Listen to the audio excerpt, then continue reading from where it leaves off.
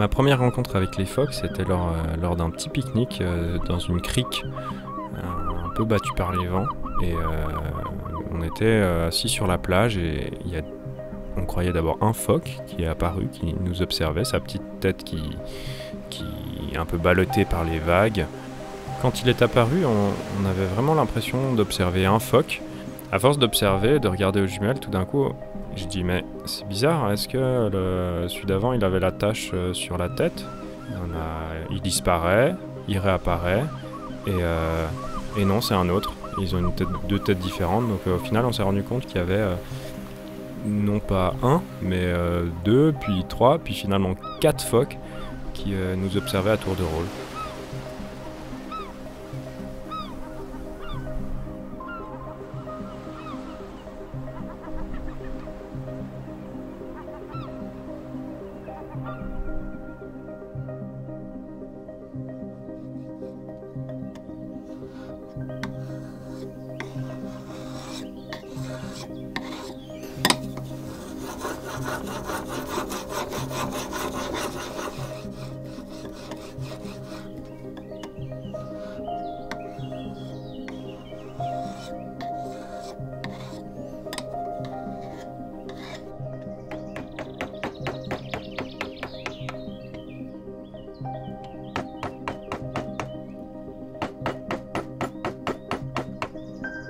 J'ai commencé à gribouiller les têtes de phoque dans mon carnet de croquis.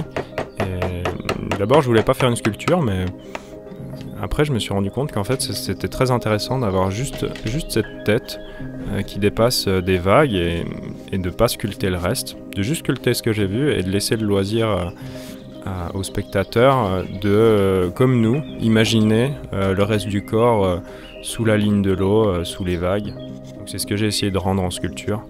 Exactement ce que j'ai vu. D'ailleurs, je pourrais pas sculpter le corps parce que je l'ai pas vu.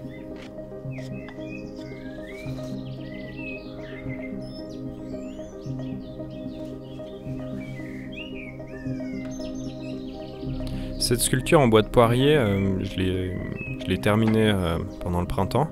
Et je compte faire un bronze avec, comme il y a pas mal de personnes à qui elle a plu. Et elle sera exposée au Festival Salamandre cet automne, en octobre.